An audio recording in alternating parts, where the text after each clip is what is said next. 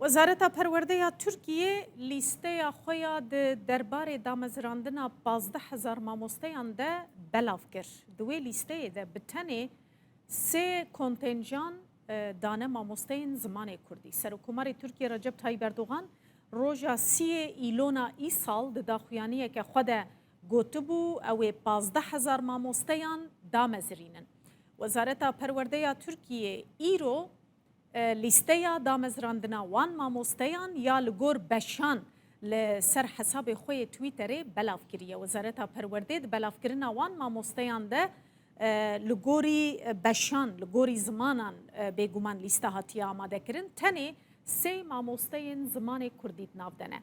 Wezaretê di wê lîsteyê de ji bo damezrandina mamosteyên zimanên weke Erebî, Tirkî, İngilîzî û Almanî hejmareke zêde ya mamosteyan destnîşan kirine lê ji 15000 kontenjanan ji bo Kurdî, ji bo Zimanê Kurdî ku li Tirkiye zimanê duyem yê axaftinê ye, du mamoste ji bo zaravayê kurmancî, yek jî ji bo zaravayê zazakî, yanî bi tenê sê mamoste hatine damezrandin.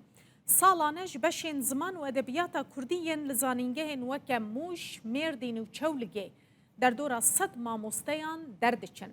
Di damezrandina dawî ya gulana îsal de Wezareta Perwerdê ji 20000 mamosteyan tenê bo sê mamosteyên ziman û edebiyata Kurdî cî veqetan dibû.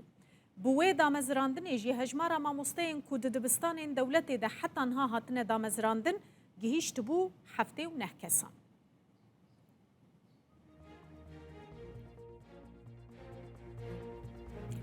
بله تماشاوان نێژاوە کە hûn dibînin ji bo Zimanê Erebî 314 mamoste wê bêne damezrandin.